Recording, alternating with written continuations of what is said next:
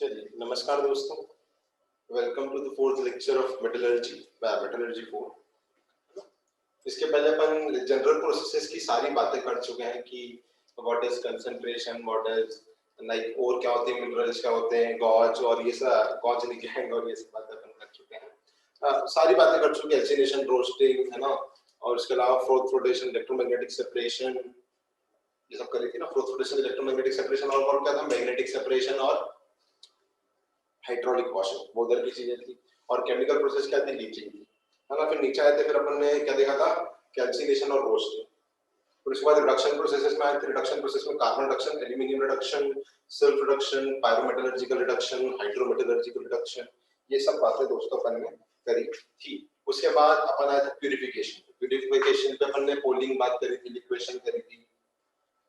Polling है, liquation है, distillation है, zone refining, electrolytic refining and all those things अपन ने बातें करी थी। जोन रिफाइनिंग, है ना।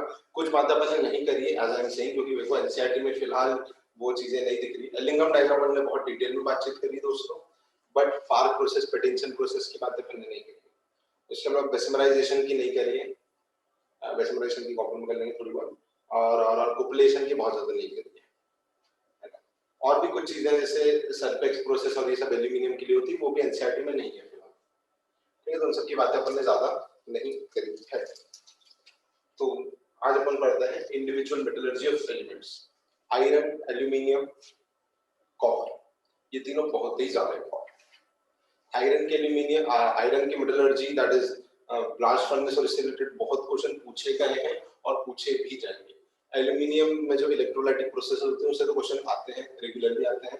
इसी साल जे एडवांस 2020 मतलब 2020 में भी एल्यूमिनियम की मेटलर्जी पे एक पूरा क्वेश्चन था, मल्टीपल चॉइस, है ना। उसमें ब्रिस्टल कॉपर और ये सब चीजें मतलब मिक्स करी थी, एल्यूमिनियम और दूसरी चीजें मिक्स करी थी। मेटलर्जी पे एक क्वेश्चन आया था मल्टीपल चॉइस, और आता है हर साल एक क्वेश्चन। ठीक है, कॉपर की मेटलर्जी भी इंपॉर्टेंट है। जिंक की सिंपल है, कम इंपॉर्टेंट है और उसके बारे में अपनी किताब में नहीं है ज्यादा। उसके अलावा गोल्ड और सिल्वर की अपन यहाँ पर नहीं पढ़ेंगे। क्यों नहीं पढ़ेंगे, वो पहले पूरी पढ़ चुके हैं। मैकआर्थर, है ना, मैकआर्थर फॉरेस्ट साइलेंट प्रोसेस, तो अपन पूरी बात इसके बारे में कर चुके हैं दोस्तों। तो अपन इंडिविजुअल मेटलर्जी जो 3-4 की इंपॉर्टेंट है उनकी बातें अपन करेंगे। ठीक है, चलिए चालू करते हैं। तो minerals end nodes of iron, ये तो वो सब पहले देख चुके। पहली जो मेटलर्जी है, extraction of copper from copper pyrite. तो कॉपर की कौन कौन सी ओर्स होती है, CuH2 वगैरह होती है, Cu2S वगैरह होती है। तो पहले कॉपर की बात करते हैं। और ये जो अभी मैं आपको बता रहा था फ्लो चार्ट, ये सब अपन बातें यहाँ तक करके आए हैं। प्योर मेटल तक अपन सारी बातें करते आए हैं और अपन ने इन जनरल प्रोसेसेस की बात करी। नाउ स्पेसिफिक कौन सा मेटल में क्या यूज होती है वो प्रोसेस की बात अपने को भी करनी है दोस्तों। ठीक है, चलिए तो पहले बात करें कॉपर की। कॉपर की कौन कौन सा कोर्स है, मैंने बताया कॉपर के CuFeS2, Cu2S, CuCO3 वगैरह भी है ना। Copper pyrite, CuFeS2, malachite, CuCO3.CuOH cold twice. उसके अलावा कोपराइट में भी है Cu2O, कॉपर ग्लैंस Cu2S होता होगा, है ना। तो जो इसमें मेन ओर है that is copper pyrite, CuFeS2, है ना। अब पहले मैं पढ़ाने के पहले आपसे लॉजिकल पूछूं कि सल्फाइड ओर है, तो सल्फाइड ओर है तो जो पहली प्रोसेस है ना, सल्फाइड ओर है तो फ्लोटेशन अपन प्रिपेयर करेंगे और इसके बाद देखते हैं क्या क्या बनाता है, ऑक्साइड वगैरह बनाते हैं। इसमें थोड़ी सी ये है कि इसमें अपन रोस्टिंग करते हैं बट वो इनकम्प्लीट रोस्टिंग होती है। शुरू में आओ थोड़ी उसकी बातचीत करेंगे डिटेल में। तो अब ये अपन ने और सिलेक्ट कर ली CuFeS2। तो कॉपर पायराइट में सबसे पहले स्टेप है कंसंट्रेशन। तो जैसे as I said copper pyrite is a sulphide ore, तो सल्फाइड ओर में आप यूज करोगे फ्लोटेशन प्रोसेस। वो छाप बनाने वाली देखी थी ना, हां दोस्तों, वही वही वही। ठीक है, तो अपन जो यूज करेंगे दैट इज फ्लोटेशन प्रोसेस। बहुत ज्यादा बात नहीं करनी क्योंकि वो पहले ही कर चुके हैं। अब अपने को सिर्फ ये बात करनी कि कहां पर क्या यूज करी जाती है। ठीक है, चलिए extraction, convert of ore into oxide by roasting. आप रोस्टिंग कैसे करते हो इसमें? ठीक है, तो पहले मैं बोल रहा हूं, पहले पार्शियल रोस्टिंग होती है और फिर इसको डालते हैं बेसिमेरिक कन्वर्टर में, है ना। फिर रिडक्शन करते हैं। कॉपर में दोस्तों कौन सा रिडक्शन सबसे प्रेफरेबल होता है बताना सर। कॉपर कॉपर कॉपर कौन सा रिडक्शन करते हैं बताना सर। सबसे सस्ता सर, सस्ते प्रोसेसेस में सर सेल्फ रिडक्शन करते हैं। कॉपर PbHg के लिए बता रहा CuPbHg सेल्फ रिडक्शन। तो कॉपर के लिए आप CuFeS2 से थोड़ी सी सल्फाइड ओर बना लो, सल्फाइड ओर और ऑक्साइड ओर को मिक्स कर लेना, सेल्फ रिडक्शन करके रिड्यूस हो जाएगा। ठीक है, तो यहाँ पे सेल्फ प्रोडक्शन की टेक्निक यूज करते हैं। पहले के आपके लेक्चर्स क्लियर होने चाहिए, तभी चीजें समझ आएंगी। ठीक है, तो पहले मैं बता दूं इनकम्प्लीट, एक तरीके से बोलूं, है ना, इनकम्प्लीट रोस्टिंग होती है, प्योर कंप्लीट रोस्टिंग नहीं होती है शुरू में। ठीक है, नहीं तो कंप्लीट रोस्टिंग करो तो डायरेक्टली CO2 और वो बना दो, वो सब कराने की जरूरत है। सर डायरेक्ट ही बना लेते हैं, इतने लफड़े क्यों कर रहे हैं? क्योंकि फिर जो ऑक्सीजन की प्रेजेंस है वो ज्यादा लगती है, कंडीशन से वो सब ज्यादा लगती है, इसलिए पार्शियल रोस्टिंग करा के आगे की प्रोसेस कराते हैं, तो ओवरऑल उनको सस्ती पड़ती है वो प्रोसेस। ठीक है, तो पार्शियल रोस्टिंग कराइए दोस्तों, तो ऑक्साइड नहीं बनेंगे, सल्फाइड बनेंगे, है ना। तो कॉपर का सल्फाइड Cu2S प्लस आयरन का sulphide that is FeS, copper का सल्फाइड Cu2S प्लस आयरन का सल्फाइड दैट इज FeS, ये दोनों मिलकर पार्शियल रोस्टिंग से, और ये S ने O के साथ बनाया SO2, S ने O के साथ दोस्तों बनाया SO2। ठीक है, चलिए, तो ये हुई पार्शियल रोस्टिंग वाली प्रोसेस। अब आपको मिल गया CO2S, ये सब चीजें हैं, CO2S मिल गया, तो उसके लेके आप आगे की रिएक्शंस करवाइए। आर्सेनिक एंड एंटीमनी ये सब तो इंप्योरिटीज होती है, इंप्योरिटीज रिमूव हो जाती है, वोलेटाइल इंप्योरिटीज आर रिमूव्ड। ठीक है, removed in the form of volatile oxide as I said. ठीक है, वोलेटाइल इंप्योरिटीज मतलब these impurities are removed in the form of volatile oxides, CO2 और FeS बन गया। ठीक है, अब ऑक्साइड को मेटल में कन्वर्ट करना है, वो कैसे कैसे आप कर सकते हो। एक प्रोसेस ये है, स्मेल्टिंग का मतलब कोई भी चीज, जैसे मैंने आपको बताया था ना, जिसमें स्लैग बन रहा हो एक तरीके से मोल्टन स्टेट में, उसको स्मेल्टिंग बोलते हैं। ठीक है, आप ये सब जो है इस पे ध्यान मत दीजिए, आप डायरेक्ट रिएक्शंस पे ध्यान दीजिए। जो आपका CO2S और FeS बने थे ना, उनको ऑक्सीजन में डाला है, उनका ऑक्सीजन में डाल के उनको FeO बनाया है। ठीक है, FeO ऑक्साइड बन गए हैं, ठीक, और ये SO2 बन गया है। अब FeO से क्या करेंगे, FeO, ठीक है, एक चीज सुनना, जो CuFeS2 था, CuFeS2 का दोस्तों, CuFeS2, पहला प्रश्न मेरा ये है कि काय की ओर है। सर कॉपर ग्लैंड है, काय की ओर है, कॉपर की है कि आयरन की? कॉपर की ओर है कि आयरन की ore? It is a ore of copper, CuFeS2 is a ore of copper. तो मैं पूछ रहा हूँ तुमसे, इसमें आयरन क्या है?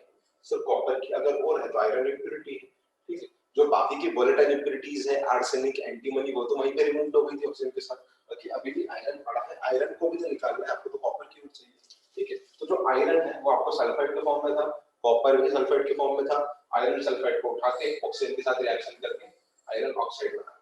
अब क्या आयरन ऑक्साइड को आप निकाल सकते हो? बिल्कुल। मेटल ऑक्साइड है, metal oxide is basic in nature, metal oxide is basic in nature, इसको आप किसी एसिडिक फ्लक्स के साथ डाल दो, किसी एसिडिक फ्लक्स के साथ डाल दो, तो स्लैग बन के दूध के ऊपर जैसे मलाई, है ना, स्लैग बन के निकल जाएगा। तो ऐसे ही O2 के साथ डाल दो, है ना, it is a basic impurity, और इसको डाल दो एसिडिक फ्लक्स जैसे SiO2 के साथ, तो क्या बनेगा, FeSiO3, FeSiO3 स्लैग बन के ऊपर पड़ी रहेगी, उसको आप इजीली रिमूव कर सकते हो।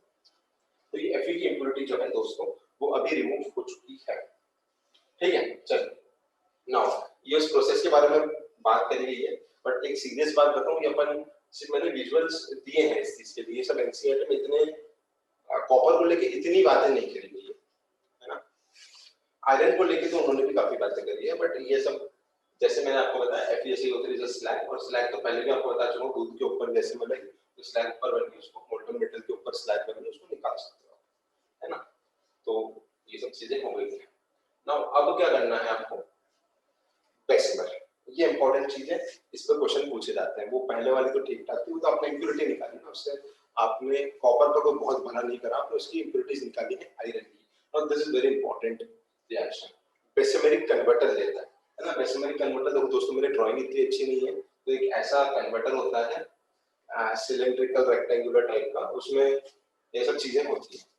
मजे की बात कुछ नहीं होता है, सेल्फ रिडक्शन होता है, तो सेल्फ रिडक्शन की रिएक्शन अपन पहले भी पढ़ चुके हैं, वही होगी, है ना।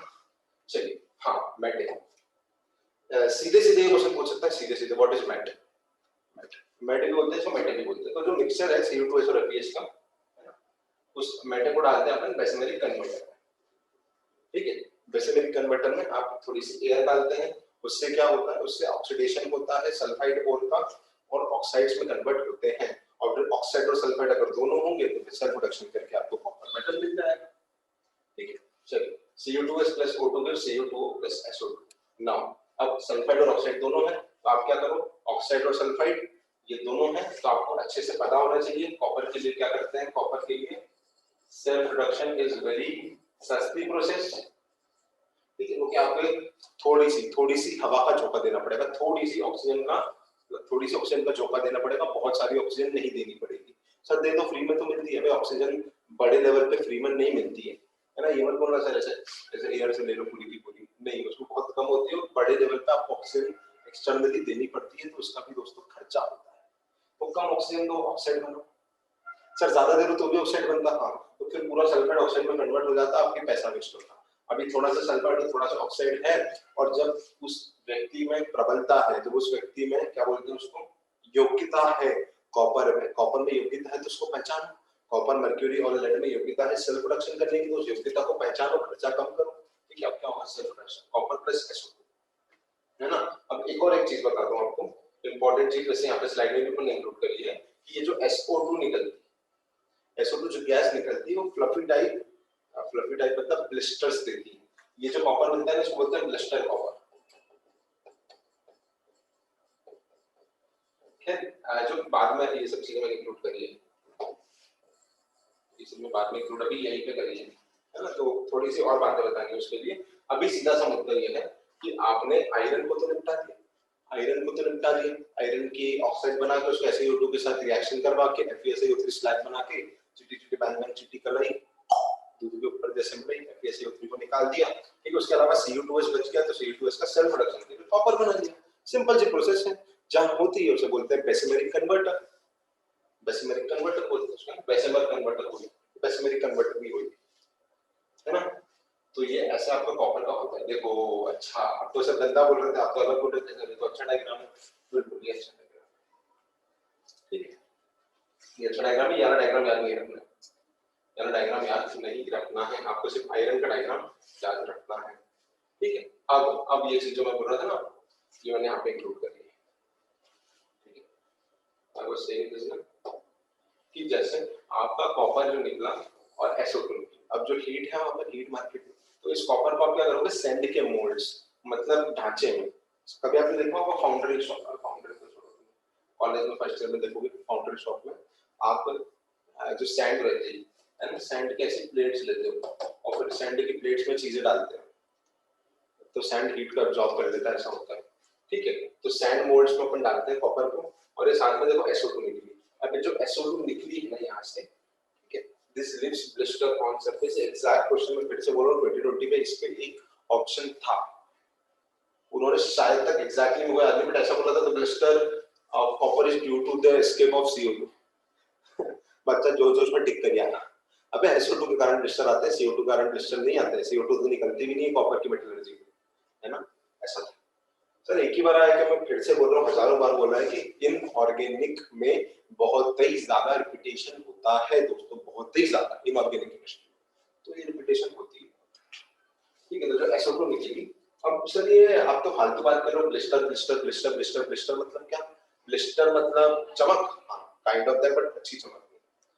इसको ऐसे समझ सकते हो कि कभी आपने देखे होंगे फफूले पड़ते हैं हाथ वाथ में, गर्म चीज के जब गिरती है तो फफूले पड़ जाते हैं, तो this is type of those blister things, शायद तक डायग्राम डाला है। तो ये जो कॉपर है इसको बोलते हैं ब्लिस्टर कॉपर, और जो ब्लिस्टर है it is due to presence of sulphur dioxide, ठीक है, कॉपर की मेटलर्जी, है ना, लिखिए दोस्तों इसे, ओके।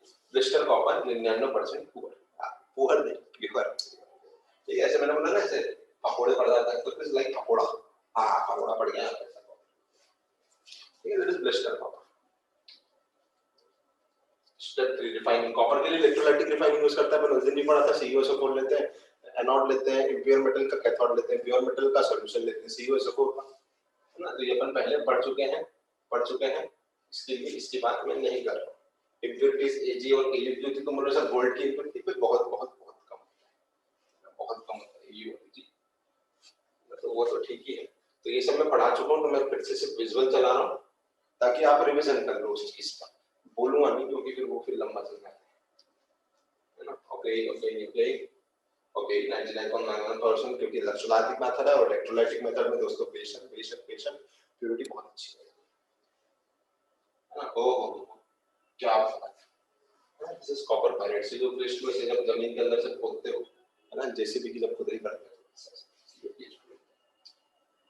अब अच्छा मजे की बात तो नहीं बोलो सर, ये भी याद रखना कि नहीं, ये थोड़ी एग्जाम में तुमसे पूछेगा कॉपर के कहाँ का यूज होता है, तुमको ये भी मालूम, कॉइन बनाने के काम आता है, थालियों में भी काम आता है, इंटीरियर में भी काम आता है, बहुत बढ़िया ऑर्नामेंट्स। ठीक है, तो अब फ्लो चार्ट की बात करते हैं दोस्तों। आपकी जो कोर मिली कॉपर पायरेट CuFeS2, उसको पहले आपने करा फ्लोट फ्लोटेशन।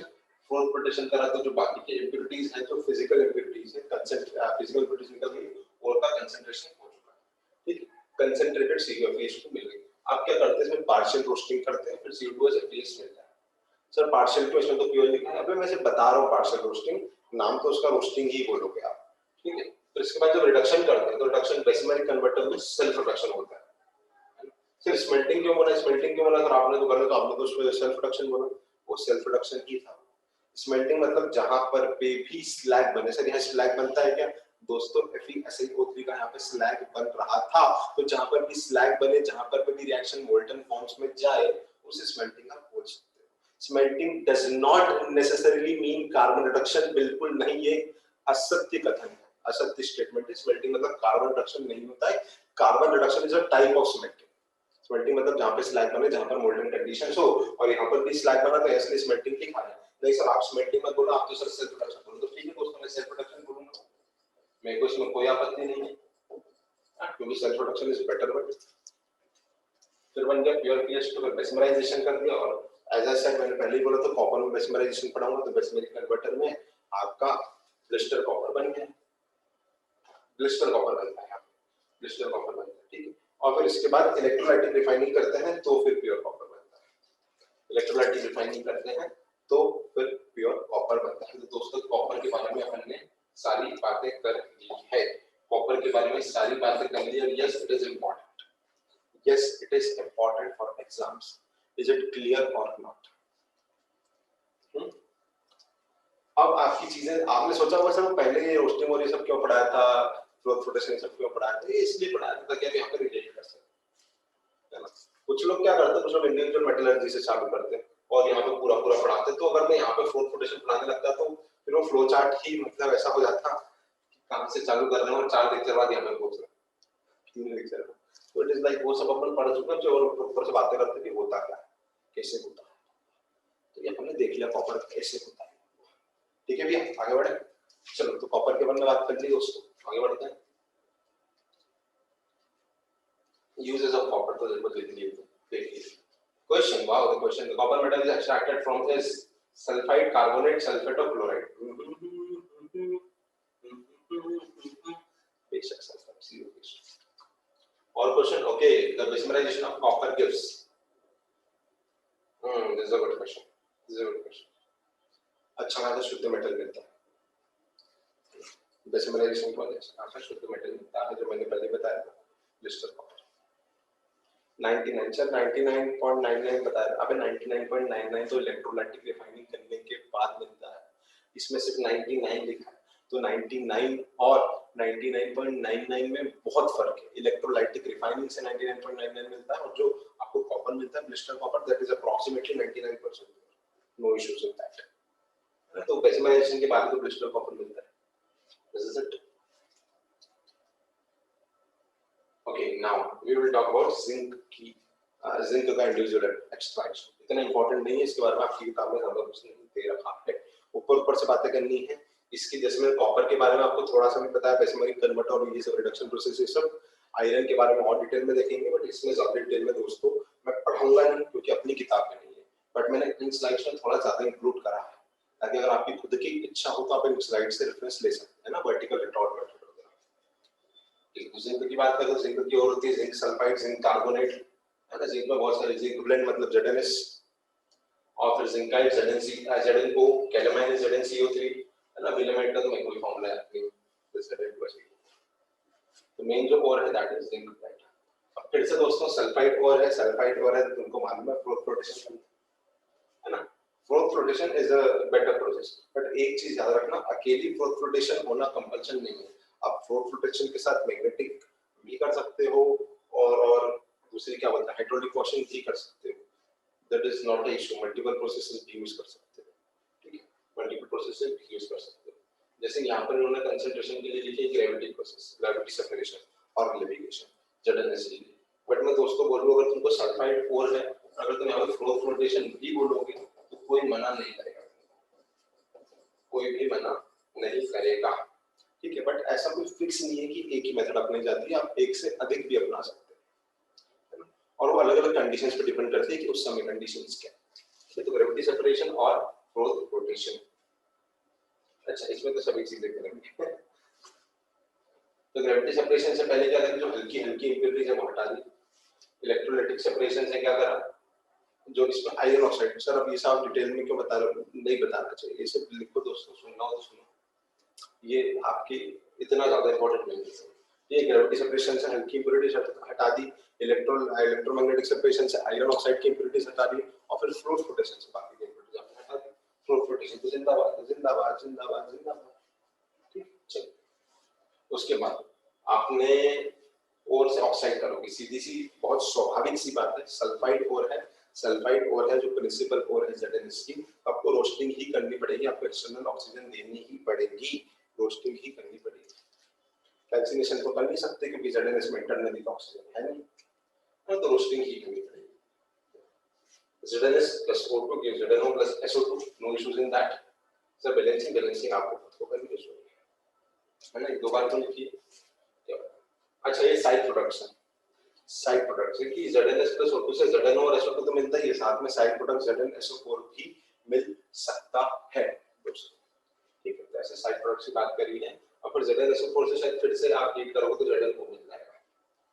और ये अपने हीटिंग इफेक्ट में पढ़ा है, सल्फेट, नाइट्रेट, कार्बोनेट, इन सब की हीटिंग पढ़ी है अपन ने कि कुछ पर्टिकुलर टेंपरेचर पे ऑक्साइड और SO2 और O2 देगा, ठीक है, टेंपरेचर हाई है, नहीं तो SO3 भी दे सकता है, बट ठीक वो सब अभी का मुद्दा है नहीं। ये आपका अभी का मुद्दा इतना था, थोड़ा बहुत पढ़ लीजिए इसको, इसमें कोई बहुत टफ चीज है ही नहीं, और जो टफ चीज है वो अपने को ही। अब आपने ZnO बना लिया, अब Zn का रिडक्शन तो सीधे सीधे मैं बताऊं, आप पायरोमेटलर्जी मतलब नहीं, Zn के सबसे इजी होता है कार्बन रिडक्शन, Zn के लिए सबसे इजी होता है कार्बन रिडक्शन, सीधे सीधे कार्बन के साथ जोड़ो, ZnO प्लस कार्बन के Zn प्लस CO2 या फिर CO, ठीक। अब ये मैं बोल रहा हूँ कि ये इंपॉर्टेंट नहीं है, ये अपने को नहीं करना है। वर्टिकल रिटॉर्ट मेथड यहाँ से आता है, यहाँ पे वर्टिकल रिटॉर्ट है, और इसकी पूरी मैकेनिज्म मैंने यहाँ पे लिखी हुई है, आपको ये नहीं पढ़ना है, बट आपको आयरन के लिए आगे ब्लास्ट फर्नेस जरूर पढ़ना है, ठीक। मेथड तकरीबन सेम ही रहती है, ऊपर से चार्ज भेजा जाता है और हीट करी जाती है, अलग अलग जोन्स होते हैं यहाँ पर भी, अलग अलग जोन्स पे अलग अलग रिएक्शन होती है, और ये सब चीजें देखो इतना इंपॉर्टेंट नहीं है। आप तो सीधे सीधे ऐसा याद रखो, ZnO को कार्बन में डाला है, आपको इतनी सी रिएक्शन याद रखनी, इसमें आपको टेम्परेचर जोन्स और वर्टिकल रिटॉर्ट मेथड ये सब याद नहीं रखना, आपको इसमें सीधे सीधे याद रखना कि Zn का ऑक्साइड है, कार्बन रिडक्शन से आप रिड्यूस कर सकते हो, बस इतना सा। ZnO plus gives Zn plus CO या फिर CO2, आगे फर्दर जाओगे तो CO2 भी बनेगा, कोई CO plus N2 का मिक्सचर को बोलते हैं प्रोड्यूसर गैस, इसको एज कैटलिस्ट यूज करते हैं। टेम्परेचर याद नहीं रखना है, ऐसे अप्रॉक्सीमेटली ये है कि टेम्परेचर हाई है, तो सीधा सीधा कार्बन रिडक्शन है और कुछ नहीं, सीधा सीधा कार्बन रिडक्शन है और कुछ नहीं, ठीक है।